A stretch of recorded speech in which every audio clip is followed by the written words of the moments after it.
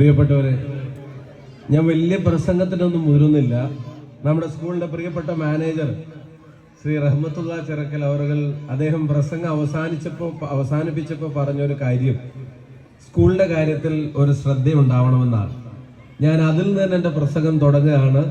സ്കൂളിന്റെ കാര്യത്തിൽ സജീവമായ ശ്രദ്ധയുണ്ടാകുമെന്ന് പ്രിയപ്പെട്ട രക്ഷിതാക്കൾക്കും വിദ്യാർത്ഥികൾക്കും പ്രിയപ്പെട്ട എച്ച്.എമ്മിനും പറയുമ്പോൾ അവിടുന്ന് കൈയടിക്കുന്നുണ്ട് രണ്ടാൾക്കാർ. ഞാൻ ചോദിച്ചു, പെങ്ങളാണോ ഇരിക്കുന്നത്? അല്ല എന്നോട്. ഞാൻ ഒന്നുകൂടെ നോക്കാൻ പറഞ്ഞപ്പോഴാണ് പറഞ്ഞ അതേന്ന്. പ്രിയപ്പെട്ട എച്ച്.എമ്മിനും മറ്റ് ടീച്ചേഴ്സിനും എല്ലാവർക്കും സ്നേഹത്തോടെ അറിയിക്കുകയാണ്. ഞാൻ വലിയ പ്രസംഗത്തിന് മുതിർന്നില്ല. കുട്ടികളുടെ പാർക്കും ഇപ്പൊ തന്നെ നിങ്ങൾ കാണുന്നുണ്ട്.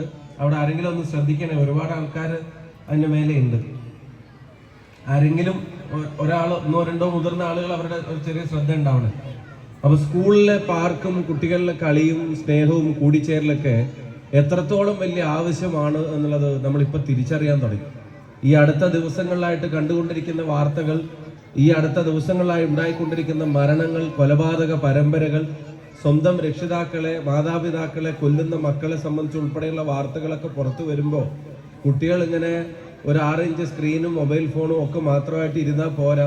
അവർ പുറത്തിറങ്ങി കളിക്കണം, ഓടിച്ചാടി കളിക്കണം, അവർ ജയിക്കണം, അവർ തോക്കണം, അവർ പരസ്പരം സഹായിക്കണം, പരസ്പരം ആശ്വസിപ്പിക്കണം, അവരെ പഠിക്കാനും മാർക്ക് വാങ്ങാനും മാത്രമല്ല പരസ്പരം ഇഷ്ടപ്പെടാനും സ്നേഹിക്കാനും ഒക്കെ പഠിപ്പിക്കണം.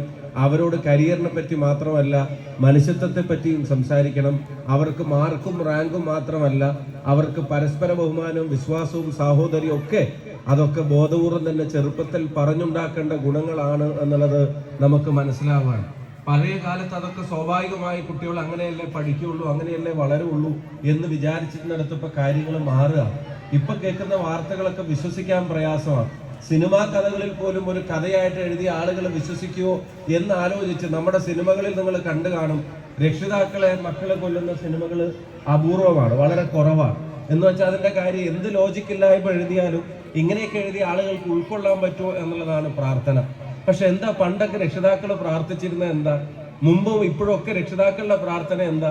കുട്ടി പുറത്തു പോയാൽ സുരക്ഷിതമായിട്ട് തിരിച്ചു വരണേ എന്നുള്ളത്.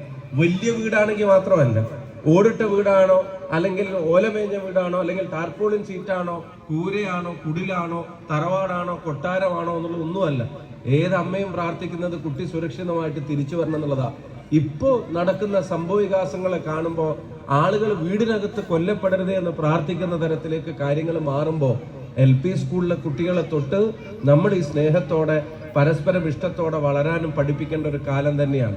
അതുകൊണ്ടാണ് കളിയും കളിയിടങ്ങളും പൊതു കുട്ടികൾക്ക് ഓടിച്ചെന്ന് ഇരിക്കാവുന്ന ഇടങ്ങളൊക്കെ നാട്ടിന് വിലപ്പെട്ടതാവണം.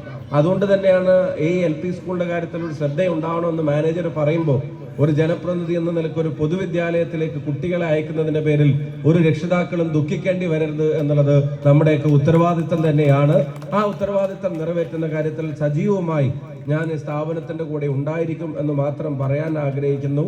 പ്രിയപ്പെട്ട ഒട്ടനവധി നേതാക്കന്മാർ, ഗ്രാമപഞ്ചായത്തിന്റെ പിന്നെ AO ഉൾപ്പെടെയുള്ള ഗ്രാമപഞ്ചായത്തിന്റെ മെമ്പർമാർ, പ്രിയപ്പെട്ട ഒട്ടനവധി ജനപ്രതിനിധികൾ, പൊതുപ്രവർത്തകർ എല്ലാവരും ഇവിടെ, രഘുവക്കീലും അതുപോലെ തന്നെ സൂപ്പിക്ക് ഉൾപ്പെടെയുള്ള പൊതുപ്രവർത്തകർ എല്ലാവരും ഇവിടെ ഉണ്ട്. അവരൊക്കെ സ്കൂളിനും നാടിനെ പറ്റിയും പറയുന്നു. അവരൊക്കെ പറയുന്നതാണ്. രഘുവക്കീൽ ഇങ്ങനെ എൻ്റെ വാർഡ്, എൻ്റെ നാട്, എൻ്റെ വാർഡ്, എൻ്റെ നാട് എന്നിങ്ങനെ പറഞ്ഞുകൊണ്ട് ഞാൻ പറഞ്ഞു, നേരം വൈകിയ നേരത്ത് പുറത്ത് നടത്തൊന്നും വേണ്ട, നമുക്ക് ഉള്ളിന്ന് തുടങ്ങിയാൽ മതി എന്ന് പറഞ്ഞപ്പോൾ അത് പറ്റില്ല, എന്തായാലും ഞങ്ങളുടെ നാടാണ്, വാർഡാണ്, ഇതിൽ കൂടെ നടന്നേ പറ്റൂ എന്നുള്ള അദ്ദേഹം പറയുന്നു. സൂപ്പിക്ക അപ്പുറത്തെ വെലങ്ങാട് പരിപാടിക്ക് വന്ന ശേഷവും പറഞ്ഞു, ആദ്യം ഇവിടെയല്ലേ, ഇവിടുത്തെ നിർബന്ധമായിട്ട് ഒരുമിച്ച് പോകണമെന്നുള്ളത് പറയുന്നു. അപ്പം എല്ലാവർക്കും ഇതിനോടുള്ള ഒരു താല്പര്യം എന്ന് പറഞ്ഞാൽ അതാണ്. ഇവിടെ നമ്മുടെ പൊതുപ്രവർത്തകർ, പഞ്ചായത്ത് മെമ്പർമാർ ഉൾപ്പെടെയുള്ള ആളുകൾ, അവരെല്ലാവരും, നമ്മുടെ AO ഉൾപ്പെടെയുള്ള ആളുകൾ എല്ലാവരും നമ്മളോടൊപ്പമുണ്ട്.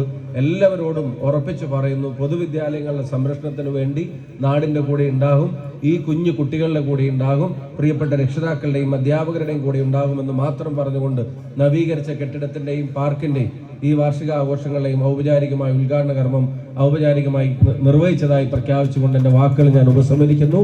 നന്ദി, നമസ്കാരം, ജയ് ഹിന്ദ്, താങ്ക് യു.